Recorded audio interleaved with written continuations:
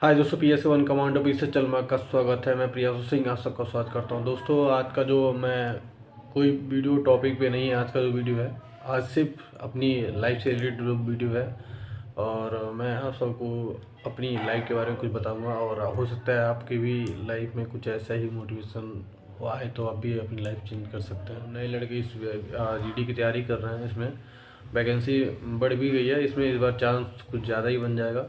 पिछली बार की जो कटअप थी उससे थोड़ा सा 1-2 नंबर नीचे आ सकता है इस बार, लेकिन कंपटीशन कम नहीं है। कंपटीशन हमेशा से ज़्यादा ही रहा है हर वैकेंसी में।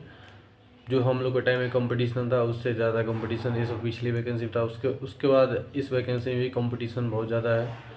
इसलिए आप लोग अच्छे से तैयारी करेंगे तो ज़्यादा बेहतर होगा। और कटअप की जो मैं बता दूं कि इसका जो कटअप है वो आपके पास टाइम कम है और इसमें क्या है कि इस पैटर्न भी चेंज हो गया इस बार GD का, तो इस पर कटअप का बहुत ज़्यादा फर्क नहीं पड़ने वाला, क्योंकि निगेटिव मार्किंग है तो वही हिसाब किताब रहेगा। पिछली बार के ही कटअप के इर्द गिर्द घूमेगा ये। तो आप अपनी तैयारी अच्छी रखिए, बाकी और कोई प्रॉब्लम नहीं आएगी। कटअप वगैरह में आप ज़्यादा ध्यान मत दीजिए, क्योंकि आप कटअप आएगी तो आपके अच्छा मार्क रहेगा तो आप कितना भी कटअप जाएगा उससे आपको बिल्कुल टेंशन नहीं होगा। तो अच्छा मार्क गेन करने के लिए मैं आपको इस तरीके का बताऊंगा जो मेरा पर्सनल एक्सपीरियंस है। मैंने कैसे तैयारी किया था। मैं फेलियर हूँ क्योंकि मैं 2016 की वैकेंसी में फेल हुआ था। तो उसमें क्या हुआ था कि मैंने जो गलती किया था, अब मुझे उसका अंदाज़ा नहीं था कि मैं इतनी इतनी बड़ी मतलब गलती कर रहा हूँ। मैं ऐसे मतलब नॉर्मल तरीके में सोचता था कि मैं निकल जाएगा मेरा कंपटीशन, तो मैं ऐसा सोचता था लेकिन निकला नहीं मेरा। उस टाइम मैं फेल हो गया था। मुझे बहुत ज़्यादा अफसोस हुआ था, लेकिन खैर कोई बात नहीं। मैं पिछली बार जो फेल हुआ था उसका मैं इंतकाम इस बार की वैकेंसी में ले लिया था। मैं 2018 वाली। तो खैर मेरी जो कंपटीशन था, मेरा जो रिटर्न था वो मेरा अलग ही था। मेरा एकदम से मुझे मेरा मैं मैथ से पढ़ा था, तो इस वजह से मेरा कि मैं SSC की कंपटीशन में आना मेरे लिए बहुत ज़्यादा मतलब वो स्ट्रगल करना पड़ा था, क्योंकि मैं NDA की तैयारी करता था। मैं मुखर्जी नगर NDA की तैयारी 6 महीने किया था। मैं 12th का क्वालिफाई होने के बाद तो मैं चला गया NDA की तैयारी करने के लिए मुखर्जी नगर।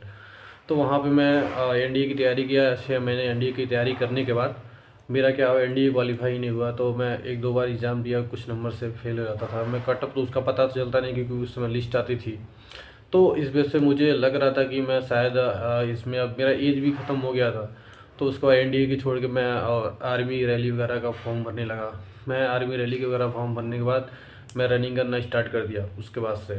तो मुझे लगा कि अगर NDA नहीं क्वालिफाई होता तो मैं एयरफोर्स का वगैरह का फॉर्म भरूँगा, एयरफोर्स नेवी का। तो उसमें क्या हुआ कि उस हमारे टाइम में क्या होता था कि 12th बेस पे ही कंपटीशन होता है। मतलब 12th के जो नंबर होते हैं, परसेंटेज होते हैं, उसी हिसाब से कटअप बनता था। जिसके नंबर 80 पे या 75 प्लस रहते थे हमारे टाइम में, तो उनका जो है उसी हिसाब से ज्वाइन लेटर आता था।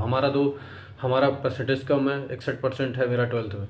तो इस वजह से मेरा जो कंपटीशन जो है, मतलब ज्वाइन लेटर जो है मेरा नहीं आ पाता था। मैं कंपटीशन नहीं बैठ पाता था। तो ये मेरा दोनों नहीं हो पाया, मतलब NDA क्वालिफाई नहीं हो पाया। तो उसके बाद मैं एयरफोर्स नेवी में ट्राई करना स्टार्ट किया। ये दोनों मैं इस बेस पे मैं छट गया। उसके बाद मैं आर्मी, मेरे पास एक ऑप्शन बचा था कि मुझे फोर्स में जाना, तो मुझे आर्मी के थ्रू इससे अच्छा मौका और नहीं मिलेगा।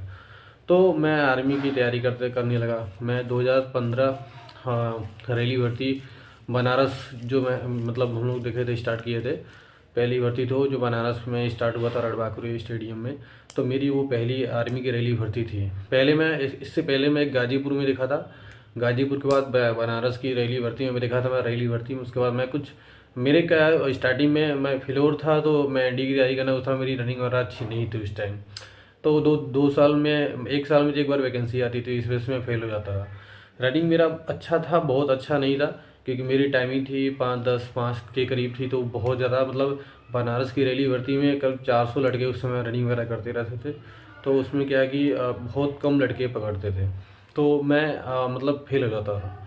तो बहुत मतलब करीब एक बार तो मैं पास होने के बावजूद ही मुझे मतलब रस्सी पे ही जाके मतलब निकल के बाहर आ गया था। तो मुझे अफ़सोस होता था कि मैं जितनी मेहनत मैं आर्मी की रनिंग के लिए मैं कर रहा हूँ, अगर मैं रिटेन पे फोकस करूँ तो मेरा और भी ऑप्शन है जो आने वाले समय में बन जाएंगे। मुझे इसका अंदाज़ा नहीं था कि SSGD के थ्रू भी असम राइफल में आर्मी का सपना पूरा हो सकता है। तो मैं SSGD का फॉर्म जब आया था 2016 में 2015 में, मैं फॉर्म फिलअप किया था। मैं उस समय मेरा पोस्ट प्रिफरेंस मैं अपनी खुद से फॉर्म नहीं भरा था, तो इस वजह से मैंने फर्स्ट प्रिफरेंस BSF डाल रखा था। BSF डाल रखा था, उसके बाद सेकेंड CRPF था मेरा। तो उसमें पेपर वगैरह दिया मैंने, मतलब पेपर बहुत मैं अदर से NDA तैयारी करना, मेरा और कोई मैं कंपटीशन की तैयारी नहीं करता था मैं उस टाइम। मैंने सोचा था कि NDA की तैयारी करने के बाद मैं थोड़ा सा मैं जब मुखर्जी का तैयारी करता था उस टाइम, तो मैं SSC की क्लास वगैरह में डेमो क्लास में मैं अटेंड करता था, तो मुझे SSC धीरे धीरे समझ में आता था कि SSC होता क्या है। SSC के बारे में मुझे बहुत ज़्यादा जानकारी नहीं थी। सन 2013 या 14 की बात है ये। तो इसमें मुझे याद है कि मैं SSC जब रीजनिंग स्टार्ट किया था तो मुझे बिल्कुल समझ में नहीं आता था, लेकिन धीरे धीरे मैं 1-1.5 साल के अंदर कवर कर लिया था। लेकिन मैं उस हिसाब से नहीं कवर कर पाया था जिस हिसाब से मुझे कंपटीशन में मुझे अच्छा नंबर मिल पाया। लेकिन फिर भी मेरा विदाउट कोचिंग के SSC के विदाउट कोचिंग के मैं SSC GD का मैं पेपर दिया था। मेरा उस समय 71 नंबर था और उसमें कटअप गया था UP की 74-76 के करीब कटअप थे उसके। बाद में डाउन हुआ था 1-2 नंबर उसके बाद मेरा नहीं हुआ। मुझे बहुत ज़्यादा अफसोस हुआ था, दुख भी हुआ बहुत ज़्यादा। उस समय दिल्ली पुलिस का मेरा एग्ज़ाम था। दिल्ली पुलिस में मैं फिजिकल क्वालिफाई मेरा, उसके बाद से मैं रिटेन मतलब फिजिकल में बहुत ज़्यादा ध्यान दे दिया था। मैं आर्मी फेल होने के बाद मैं मतलब आर्मी की रैली भर्ती मैं 3 बनारस का देखा हूँ, 1 गाजीपुर का। उसको ये 4 भर्ती में देखने के बाद मुझे लगा कि अब मुझे रिटेन पे फोकस करना चाहिए। उसके मैं रिटेन पे फोकस करना स्टार्ट किया था। तो इस बेस पे मैं रनिंग करता था, फिर भी मैं रनिंग नहीं छोड़ता था। मैं दिल्ली पुलिस का वैकेंसी आया था तो मैं दिल्ली का फॉर्म लगता है। फिजिकल क्वालिफाई होने के बाद मैं रिटेन में बैठा। रिटेन दिल्ली वाले में क्या हुआ था कि उस समय जो कटअप थी 77 की गई थी, मेरा नंबर था 74। मैं उसमें भी फेल हो गया। मेरा चांस था कि मैं पास हो जाऊंगा, मेरा पूरी उम्मीद थी। मैं फिर और मेरा दिल टूट गया। इस बेस से मैं बहुत ज़्यादा होपलेस हो गया था कि मैं अब करूँ तो क्या करूँ, कुछ समझ नहीं आता। फिर MTS का पेपर देना स्टार्ट किया। MTS में भी क्वालिफाई हो गया, मेंस में जाके छट गया। देख मेरे पहला जो मेरा पेपर था, देखिए आप स्टार्ट करते हैं, मेरी लाइफ में बहुत ज़्यादा फेलियर हुआ हूँ। मेरे खुद के जो पर्सनल एक्सपीरियंस है वो है कि अब बहुत ज़्यादा मतलब ऐसा नहीं कि मैं कोई फॉर्म नहीं डालता, सभी के सभी फॉर्म डालता था। मैं कंपटीशन की तैयारी करता था, ये फॉर्म कोई नहीं छोड़ता था। इसका बेस यही था। मैं अगर मैं फेल भी हुआ हूँ तो 1-2 नंबर, 4 नंबर, 5 नंबर से इससे नीचे मैं कभी इससे ज़्यादा नंबर फेल वगैरह नहीं हुआ। मतलब इतने ही इर्द-गिर्द मेरा नंबर आता था और मैं फेल हो जाता था। तो मुझे अफ़सोस तो होता था, लेकिन मैं कंपटीशन की तैयारी करना मतलब एक रन की तरीके से तैयारी करता था मैं। तो उसमें क्या होता था कि मेरी जो तैयारी थी डाउन तो बीच में हो गई थी। डिप्रेशन का थोड़ा सा ये होता कि यार मैं फेल हो रहा हूँ, अब मैं क्या करूँ, कुछ समझ में नहीं आ रहा। फिर क्योंकि लगातार मैं फेल होता चला गया, लगातार मतलब 2014 NDA फेल हुआ, फिर आर्मी की रैली में फेल हुआ। आर्मी रैली होने के बाद फिर SSGD फेल हुआ। उसी समय UP लेखपाल का एग्ज़ाम था मेरा, उसमें भी मेरे कुछ पॉइंट नंबर कम थे तो उसमें फेल हुआ। लेखपाल के फेल होने के बाद दिल्ली पुलिस में फेल हुआ। 2017 में इसका रिजल्ट आया था, तो उसमें भी फेल हो गया मेरा। तो दिसंबर में पेपर हुआ था, उसके बाद रिजल्ट आया था। तो ये लगातार फेल होने के बाद वैकेंसी फिर SSGD 2018 की आई और UP पुलिस की भी वैकेंसी उसी समय आई थी। तो मेरा तो हालांकि मेरा SSGD में UP पुलिस का मेरा जो फर्स्ट पेपर था वो उसमें मेरा अच्छा नंबर था, करीब 206 के करीब नंबर था। तो मेरा नॉमिनेशन मेरा री एग्जाम हुआ था, मेरा नॉमिनेशन में कम नंबर हो गया था। इस वजह से मैं उसमें UP पुलिस फर्स्ट वाले में फेल हो गया था। उसके बाद फिर मैंने सोचा ये तो बहुत ज़्यादा बेइज्जती हो गई वाली बात। लगातार फेल होने के बाद घर वाले भी सोचते हैं कि तुम पढ़ाई क्या कर रहे हो, इतने दिन से तैयारी कर रहे हो, वहाँ पर रह के रूम में रह के। होता है ना कि कभी नसीब साथ नहीं देता। हमारे साथ के कुछ लड़के जो नॉमिनेशन में अच्छा नंबर पाए, उनका UP पुलिस में पहले ही मतलब 18 फर्स्ट में ही सिलेक्शन हो गया था। जब मैं UP पुलिस फर्स्ट फेल हुआ, उसके बाद से मैं सोचा कि अब ऐसे कुछ काम नहीं चलेगा, मेरी पढ़ने का जो तरीका है वो बिल्कुल बदलना पड़ेगा।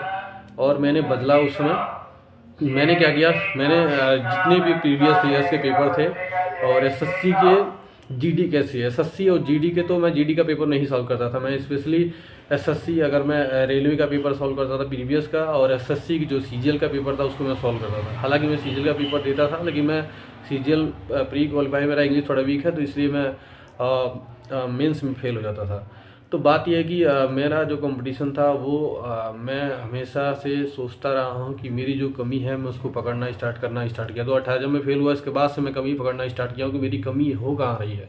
मैं जो क्वेश्चन मैं अब तक के एग्ज़ाम में जो क्वेश्चन में मैं फेल हुआ हूँ, उस पेपर को मैं पूरा एकदम से रट्टा मार जाता था कि ये अगर क्वेश्चन अगले अगले वाले पेपर में आएगा तो मैं बिल्कुल छोड़ूंगा नहीं इसको। तो ऐसे मैं तैयारी करता था। तो ये जो जो 18 पुलिस वाली थी, फेल होने के बाद फिर मेरे पास एक ही ऑप्शन बचा था SSC GD का। तो उसी बीच मैं SSC GD की तैयारी करना, उसी बीच 18 सेकंड का भी मेरा यूपी पुलिस का 18 सेकंड मतलब एक ही साल में मतलब 2 वैकेंसी आती यूपी पुलिस की, तो उसकी भी तैयारी करना स्टार्ट किया। दोनों एक साथ में तैयारी करता था। स्पेशली मैं GD की तैयारी करता था उस समय मैं, क्योंकि GD का पेपर नज़दीक था और उसमें यूपी पुलिस का भी पेपर था, तो मैं यूपी पुलिस का पेपर थोड़ा लेट था, तो इस वजह से मैं GD के ही स्पेशली तैयारी करता था। GD का मैं प्रैक्टिस सेट वगैरह बहुत ज़्यादा मारता था। ऑनलाइन के जो जितने भी प्रैक्टिस से ग्रेड अप से लेके टेक्स्ट बुक से लेके जो भी रोजगार संख्या से जितने भी मतलब प्रैक्टिस सेट थे, सब के सब मैं मार चुका। मतलब एक दिन में 2-2 प्रैक्टिस सेट मारता था। और ये नहीं कि आप, मेरी तो तैयारी थी ये कि जो प्रैक्टिस सेट मारता था मैं, प्रैक्टिस सेट में जो गलतियाँ मैं देखता था उस गलतियों को मतलब रिविज़न करता था और नोट बनाता था, उस गलतियों को लिखता था। 1 से 2 बार लिखता था, 2-3 दिन लगातार उसी को मैं पढ़ता था कि जो मैं गलती कर रहा हूँ, अगर मैं एग्ज़ाम में गलती किया तो फिर मेरा फिर भी कंपटीशन इस बार भी फेल हो जाऊँगा। तो मैं वो गलतियों को नोट करता था, उसको 2-3 दिन लगातार कंटिन्यू पढ़ता था, ऑटोमेटिक याद हो जाता था। उसके बाद से फिर मेरा कभी अगर वो क्वेश्चन, कभी कभी क्या होता है प्रैक्टिस सेट में क्वेश्चन घुमा फिरा के वही फिर से पूछ देते थे, तो वो मैं क्वेश्चन जब याद रहता था, रिविजन किया रहता था, तो मुझे उसी टाइप के भी रहते थे मैथ वगैरह, जो रीजनिंग वगैरह जो गलती में करता था। तो 1-2 क्वेश्चन मैथ में गलती होती थी बहुत। मैथ और रीजनिंग मेरा बहुत ज़्यादा गलती नहीं हुआ करता था। मेरा मैथ बहुत अच्छा है और ये रीजनिंग का भी ये बहुत अच्छा है। तो मेरा SSC GD में मैंने प्रैक्टिस सेट बहुत ज़्यादा, कम से कम 50 से 60 प्रैक्टिस सेट तो मतलब नॉर्मली मैं बता रहा हूँ ऑनलाइन मारा हूँ, बाकी ऑफलाइन तो बहुत प्रैक्टिस सेट, तो 2-3 पब्लिकेशन का मैं प्रैक्टिस सेट मार दिया था उसी समय से। बड़ा करीब 80 से 70 से 80 प्रैक्टिस सेट मैं सॉल्व किया था पूरे 6 महीने के अंदर उस तैयारी में GD के लिए। हाँ, तो उसके बाद मेरा जो SSC GD नंबर था वो 88 पॉइंट कुछ नंबर था। मेरा फर्स्ट प्रेफरेंस असम राइफल था, क्योंकि मुझे आर्मी में जाना था, मेरा सपना था आर्मी में जाने का, तो इस वजह से मैंने फर्स्ट प्रेफरेंस असम राइफल डाला था। बाकी सेकंड पे मैं SSB डाला था, उसके बाद CSF वगैरह डाला था। तो मैं इस बेस पे मैंने ज़्यादातर असम राइफल के मैं सोचता था। जब मैं पास हुआ तो मुझे बहुत खुशी थी कि मुझे असम राइफल मिला, लेकिन उसी बीच यूपी पुलिस का भी मैं क्वालिफाई हो गया था। लेकिन मैं यूपी पुलिस को लेके उतना खुश नहीं रहता था, क्योंकि अब मैं ज़्यादातर मेरा सपना जो था आर्मी का था, इस वजह से मैं असम राइफल के लिए बहुत ज़्यादा मतलब खुश रहता था। लेकिन बात यह कि अब मैं असम राइफल जाके जब ज्वाइन कर लिया, तो वहाँ पे मैं ट्रेनिंग करते करते मेरा जो था मतलब ये था, फिर मेरा UPSI का एग्ज़ाम था और NTPC मेंस, मैं उसी समय ज्वाइन करने से पहले मेरा NTPC प्री का पेपर हो चुका था उस टाइम। तो मैं NTPC मेंस के लिए मैं तैयारी करता था वहाँ पे ट्रेनिंग में, और UPSI का ही फॉर्म फिलअप कर दिया था जाने से पहले ही। तो मेरे पास दोनों का चांस बहुत अच्छा था कि मुझे इससे अपर रैंक की जॉब मिल जाए, क्योंकि मैं ट्रेनिंग करने के बाद मुझे पता चल गया था वहाँ पे क्या है सिस्टम क्या नहीं है। तो मुझे लगता था कि इससे अच्छी जॉब मतलब और मुझे मिल सकती है, थोड़ा सा और मैं पढ़ाई करता तो फिर उसके बाद मैं वहाँ पे रह के थोड़ा बहुत तैयारी करता था, लेकिन उतना तैयारी नहीं हो पाती थी, बहुत ज़्यादा थके रहते थे हम। मैं वीडियो में बताए भी हूँ कि ट्रेनिंग इस कदर होती है कि आपको सोने भी नहीं देंगे, रात को ही मिलेगा सोने को, जो भी आप रात में कर सकते हैं वही 5 से 6 घंटे का ही टाइम मिलता है सोने का। जैसे भी रात में भी कभी कभी 2 घंटे सेंट्री की ड्यूटी, आपको बैरक ड्यूटी भी लग जाएगी तो आपको 2 घंटे वो भी ख़त्म हो जाएगा, यानी 6 घंटे में आप सिर्फ 4 घंटे उस दिन सो पाएंगे। तो ये पैटर्न ड्यूटी वगैरह चलता रहता है आपका, सबका एक नंबर आता है बैरक ड्यूटी करने का, 2 घंटे से ज़्यादा नहीं लगता।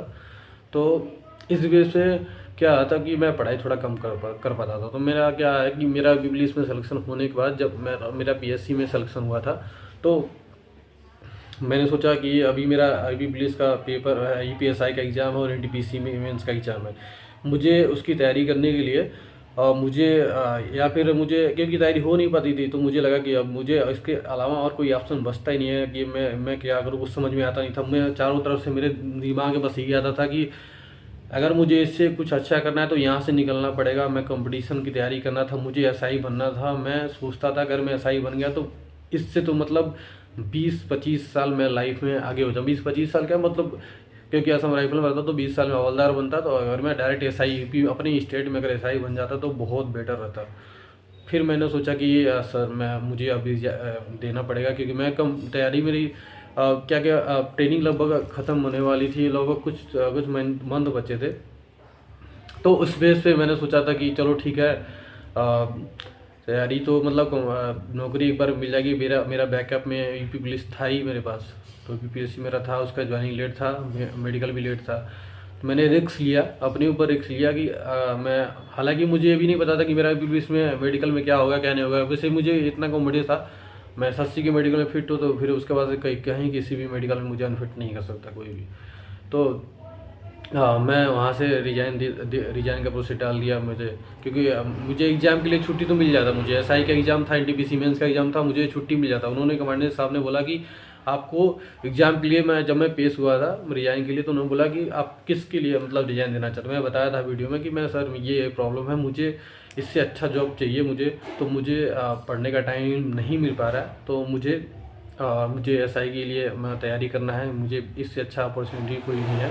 ये वैकेंसी 10 के करीब थी, तो मेरा, और इस बार नहीं हुआ तो फिर कभी नहीं हुआ, क्योंकि मैं कंपटीशन में बहुत ज़्यादा मतलब ट्रेनिंग करने के बाद दिमाग तो थोड़ा सा हो ही जाता है। दिमाग मेरा मतलब क्या मतलब सुबह शाम फिजिकल वर्क करते करते दिमाग थोड़ा मोटा हो जाता है, क्योंकि ट्रेनिंग में ऐसा कुछ याद नहीं रहता आपको। अब इतना थके रहेंगे कि यहाँ सामने क्लास पोस्ट में गुरुजी पढ़ाएंगे, कब क्या क्वेश्चन क्या पूछ दिए कुछ पता नहीं चलता, खड़े होकर फिर अपना सर को नीचे करके अपना वो कुछ होती हो याद नहीं हो पाता वहाँ पे। बस ये है कि हाँ, राइफल को खोलना जोड़ना, ये आपका ये है, ये काम हम लोग बहुत ज़्यादा मतलब कोई प्रॉब्लम नहीं था इसमें करने के लिए। राइफल को खोलना यानी मेरा जो टाइमिंग था राइफल का खोल के जोड़ने वाला, वो करीब 55 सेकंड से 50 सेकंड के अंदर मैं राइफल खोल के जोड़ देता था। और मैगजीन वगैरह ये सबकी मेरी सिर्फ मेरी ये नहीं थी, सभी लड़के मतलब 1 मिनट के अंदर राइफल को खोल के जोड़ देते थे, क्योंकि टाइमिंग 1 मिनट का होता है। वहाँ पे जो टेस्ट होता है वो राइफल को खोल के जोड़ना आपको सिखा दिया जाएगा। वहाँ पे ट्रेनिंग में आपको ऐसा सिखा दिया जाएगा कि आपको 1 मिनट के अंदर ही आप राइफल खोल के जोड़ देंगे, क्योंकि सिखाने का तरीका बहुत अलग, एकदम बहुत ज़्यादा स्पीड होता है, और उससे अलावा कुछ आपको करना भी नहीं है वहाँ पे।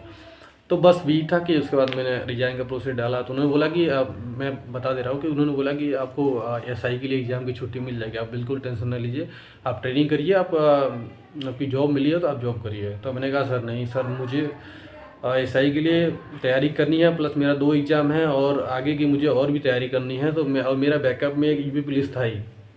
तो उन्होंने बोला कि आप यूपी पुलिस तो मतलब ठीक है, आप जैसा सोचते हैं तो आप अपने हिसाब से देख लीजिए, घर पे बात कर लीजिए, फैमिली से बात कर लीजिए अपने हिसाब से। हमने कहा सर ठीक है, मैं बात कर ले रहा हूँ। मुझे 1 हफ्ते का समय दिया गया सोचने के लिए, और मैं 1 हफ्ते सोचने के बाद फिर मैंने सर सोचा कि नहीं अब मुझे बिल्कुल नहीं अब तैयारी हो पाएगी। तो मैं सोचा कि ठीक है, रिजाइन का प्रोसेस डाल दिया मैंने। फिर उन्होंने बोला कि ठीक है, अपना जो भी है कागज़ पत्र ले जाइए अपना। तो मैंने अपना लेटर पैड पे लिख दिया कि मैं रिजाइन का कार्ड भी लिख दिया था उसमें यही होता है, बाकी कोई प्रॉब्लम नहीं हुआ। उसका रिजाइन प्रोसेस हुआ, मेरा एसआई की तैयारी करने लगा। एसआई की तैयारी करने के बाद मुझे मुश्किल से 20-25 दिन बचा था, मेरा एसआई का पेपर आने वाला था। मैं 20-25 दिन के अंदर बहुत ज़्यादा कवर किया था, मतलब सोता कम था, क्योंकि मुझे ट्रेनिंग का, तो मुझे जब भी मैं सोता था मुझे इतना याद आता था कि मैं ट्रेनिंग में कैसे सोता था। ट्रेनिंग में सिर्फ 4 घंटे सोता था और पूरा टाइम फिजिकल वर्क करता था, पूरा टाइम मस्कटरी करना, राइफल को खोलना जोड़ना, राइफल लेके दौड़ना, हर चीज़ के वो चलना, सजा काटना, मतलब पूरा टाइम करने के बावजूद भी मैं सिर्फ 4 घंटे सोता था। जो कि अब मैं यहाँ सिर्फ स्पेशली इसी के लिए मैं वहाँ से यहाँ आया हूँ, तो मुझे ज़रूर पढ़ाई करना चाहिए। तो मैं इस वजह से मैं सिर्फ 4 से 3 घंटे सोता था, बहुत ज़्यादा मुश्किल से। दिन में कभी सो लेता था 2 घंटे, मतलब नींद को पूरा कर लेता था, 6 घंटे कम मतलब पूरा कर लेता था नींद को किसी तरीके से। मेरा कोई पढ़ने का कोई टाइम नहीं था। जब मैं पढ़ता था कभी 2 बजे पढ़ता था, कभी 3 बजे तक पढ़ता था, लेकिन मेरा ये नहीं था कोई टाइम कि मैं पढ़ाई इस टाइम करूँगा तो ज़्यादा याद होगा, या इस टाइम करूँगा ज़्यादा याद, क्योंकि मैं प्रैक्टिस सेट में मारता था तो मुझे ये बिल्कुल पता नहीं चलता कि दिन है या रात है, क्योंकि मैं प्रैक्टिस सेट लगा दिया टाइम, तो फिर वो 2 घंटे मुझे कोई डिस्टर्ब नहीं करता था। मैं पहले ही बता देता था कि मोबाइल प्रैक्टिस सेट लगाने से पहले मुझे कोई 2 घंटा डिस्टर्ब नहीं करेगा, कितना भी कोई अर्जेंट काम हो, क्योंकि मैं प्रैक्टिस सेट में बिल्कुल ईमानदारी से प्रैक्टिस सेट सॉल्व करता था, बिल्कुल टाइम के हिसाब से सॉल्व करता था। क्योंकि मुझे प्रैक्टिस सेट में ये भी ध्यान रखना पड़ता था कि मुझे कौन से क्वेश्चन को छोड़ना है, कौन से क्वेश्चन को अटेंड करना है, क्योंकि आप कंपटीशन में टाइमिंग कम रहता है, उस टाइमिंग के अंदर ज़्यादा से ज़्यादा क्वेश्चन करना रहता है। तो आप पहले प्रैक्टिस सेट में मुझे तो यही तो देखना था, आपकी अपनी कमियों को देखना था कि मुझे कौन से क्वेश्चन को छोड़ना है और कौन से क्वेश्चन को मैं लगा सकता हूँ और कितना टाइम लग सकता है उस क्वेश्चन को लगाने में, क्योंकि ताकि मैं अगला जो क्वेश्चन है मैं उसको अच्छे से कवर कर पाऊँ। ये आपको पेटी सेट लगाते समय आपको आपको ये खुद अंदाज़ा हो जाएगा। जब ज़्यादा से ज़्यादा पेटी सेट आप सॉल्व करेंगे तभी आपको अंदाज़ा ये होगा कि बिना पेटी सेट का कोई कंपटीशन नहीं आप बीट कर पाएंगे। ये मैं लिख के दे रहा हूँ, बिना पेटी सेट का आप कोई भी कंपटीशन टाइमिंग के अंदर नहीं बीट कर पाएंगे। तो इस बात को बिल्कुल ध्यान रखिएगा। तो मेरा क्या है, मैं पेटी सेट वगैरह मैं एसआई के 20 से 25 दिन के अंदर करीब से 30 पेटी सेट मैं सॉल्व कर दिया था। और प्रीवियस पेपर में डेली रिवीजन करता था। प्रीवियस पेपर्स को जो मैथ थे और रीजनिंग थे, सबका मैं रिवीजन करता था। लेकिन फिर भी मैंने पेपर दिया, मेरे 116 क्वेश्चन सही थे। मैं पहली लिस्ट से बाहर हो गया था क्योंकि कट भी इतनी हाई चली गई, मुझे कुछ पता नहीं चला। मेरे शिफ्ट के 2 दिसंबर का मेरे पेपर था। 2 दिसंबर का फर्स्ट शिफ्ट था मेरा। उसमें भी 2 दिसंबर की जो फर्स्ट शिफ्ट है उसमें 5 नंबर मेरे माइनस हुए थे। तो इस वजह से मैं एसआई में फेल हो गया। और वैकेंसी की तो भाई बात ही आपको अच्छे से पता है, यूपी की वैकेंसी में क्या मामला चल रहा था। बहुत ज़्यादा इसमें दादाजी का भी वो हो रहा था, मतलब नाम आ रहा था। खैर मुझे इससे कोई ज़्यादा फ़र्क नहीं पड़ता क्योंकि मेरे खुद 116 नंबर थे। अगर मेरे 125 नंबर या 130 नंबर होते तो मैं भी सिलेक्ट रहता, सिंपल सी बात है। और मुझे इसका भी अफसोस था, फिर भी मैंने बहुत अच्छा कवर किया था क्योंकि मैं ट्रेनिंग करके अभी असम राइफल की ट्रेनिंग करने के बाद मैं इतना 20 से 25 दिन के अंदर इतना कवर करना बहुत बड़ी बात होती है। मैं अपने आप से बहुत ज़्यादा संतुष्ट था कि मेरे इतने क्वेश्चन सही हो गए। मेरा ये भी उम्मीद था कि मैं पास हो जाऊँगा, लेकिन मुझे ये उम्मीद नहीं था कि अब फेल हो जाऊँगा। लेकिन कोई बात नहीं है, मैं फेल हुआ। फिर नेक्स्ट एसआई के लिए मैं तैयारी कर रहा हूँ फिलहाल। बाकी आगे एसआई आने वाला है, फिर से मैं उसके लिए प्रिपेयर कर रहा हूँ। बाकी कंपटीशन तो मेरी जॉब तो है एक ऑप्शन में, कोई दिक्कत नहीं है। जॉब मेरी लगी पड़ी है, कोई दिक्कत नहीं है। बाकी मैं अलग से उसमें टाइम मिल जाता है। 2 घंटे ड्यूटी करने के बाद अब 6 घंटे बिल्कुल रेस्ट, हमारे में कोई दिक्कत नहीं रहता। पीएससी में बहुत अच्छी जॉब है पीएससी, और इसमें कोई दिक्कत वगैरह नहीं होता। बस थोड़ा सा मूवमेंट है, मूवमेंट में आप माइंडसेट लेके चलेंगे तो फिर बहुत ज़्यादा प्रेशर दिखाई देगा। और कोई माइंडसेट लेके नहीं चले, बस क्या करना है, अपने सर पे तो कोई सामान लेकर जाना नहीं रहता। 2 महीने कहीं पर रहना है, 2 महीने की जगह रहना है, बाकी अपना कोई दिक्कत वगैरह नहीं होता है। बाकी ये डीए वगैरह अच्छा खासा बन जाता है, करीब साल का मतलब 80-85-90 हज़ार के करीब बन जाता है डीए मतलब डिस्टेंस अलाउंस जो होता है। एक जगह से दूसरे जगह जाते हैं तो उसका एक अलग से अलाउंस बनता है जो पर डे का सिटी के हिसाब से मिलता है। जैसे मतलब सो फर्स्ट सिटी में जाते हैं तो आपको 400 मिलेगा, सेकंड क्लास सिटी में जाते हैं तो आपको 300 के करीब मिलेगा, थर्ड क्लास सिटी में जाते हैं 250 रुपये मिलता है। आप कहीं पे भी रहना, आपको 2 महीने तो रहना ही रहना है, तो आपको 1 महीने तक का आपको फर्स्ट क्लास का डीए बन जाता है। उसके बाद से वहाँ से हाफ हो जाता है। एवरेज जो मैं डीए आपको बता रहा हूँ, मेरी जो सैलरी है 32,500 कुछ 94 रुपये आती है, उसमें प्लस 9,000 रुपये डीए अवॉइड कर लीजिए। ये मेरी एवरेज सैलरी है। और बाकी कोई दिक्कत नहीं है, सैलरी बहुत अच्छी खासी है, बढ़ेगा ही बढ़ेगा, कम तो होगा नहीं मेरा। तो मेरी जो कंपटीशन है, मैं इसके अच्छा गेम करने के लिए मैं अगली की तैयारी कर रहा हूँ। फिलहाल देखते हैं क्या होता है। तब तक मैं आप सबसे ये सब बातें शेयर करता हूँ। आप थोड़ा सा ये होता है कि हाँ मतलब अगला बंदा मतलब मेरे बताने का आपको ये सोच लेना चाहिए कि मैं क्यों बता रहा हूँ आपको। ये मैं इसलिए बता रहा हूँ तो आप होपलेस ना हो, और आने वाले समय में आपके भी साथ ऐसा हो रहा होगा, क्योंकि मेरे साथ जो हुआ है आपके साथ भी हुआ है, मेरे और आपके होने वाला। तो आप होपलेस नहीं होगा, क्योंकि मैं होपलेस होता था लेकिन मैं अपने आप को कंट्रोल कर लेता था। थोड़ी सी मेरी लाइफ में बीच में कुछ प्रॉब्लम हुए थे, लेकिन फिर भी मैं अपने आप को संभाल लिया था। बाकी कोई प्रॉब्लम नहीं हुआ, धीरे धीरे अब मैं बिल्कुल कोई दिक्कत नहीं है। बाकी बिल्कुल कंपटीशन वगैरह में एनी टाइम कुछ भी ज़्यादा प्रॉब्लम नहीं है। ये है मेरी जो पर्सनल बातें। और बहुत से लोग कमेंट में पूछते हैं कि मैंने रिज़ाइन क्यों दिया। बस भाई मेरी ये कोई वजह नहीं था रिज़ाइन का, बस यही वजह था। और मुझे कोई प्रॉब्लम नहीं हुआ था। मुझे तो अगर मेरे पास ऑप्शन नहीं रहता तो मैं पक्का वही जॉब करता। मुझे कोई ऑप्शन नहीं था मेरे पास, मतलब उससे अच्छा मतलब आगे का जो चांस था वो मेरे पास था, तो मैंने इसलिए लेफ्ट हुआ। बाकी बहुत अच्छी जॉब है असम राइफल, और कोई प्रॉब्लम नहीं है, सैलरी भी अच्छी खासी है। बस आप आगे की तैयारी करने के लिए आप स्टेट की जॉब की अलग से मतलब तैयारी करने के लिए आप उसमें रह के भी तैयारी कर सकते हैं। आपके पास ऑप्शन नहीं तो आपको क्या करना है, वहाँ पर रह के तैयारी करना है तो है। अगर नहीं आप तैयारी करेंगे तो आप जॉब छोड़ के तैयारी नहीं कर पाएंगे, क्योंकि आपके पास जॉब रहेगा तो आपके पास ज़्यादा कुछ खोने के लिए आपके पास नहीं मतलब टेंशन रहेगा इस बात को लेके। इसीलिए आप अपने हिसाब को तैयारी करिए, जॉब करिए, जॉब के साथ तैयारी करिए, कंपटीशन तैयारी करते रहिए। बाकी आपको बाद में छुट्टी मिल जाएगा ट्रेनिंग के बाद, ठीक है।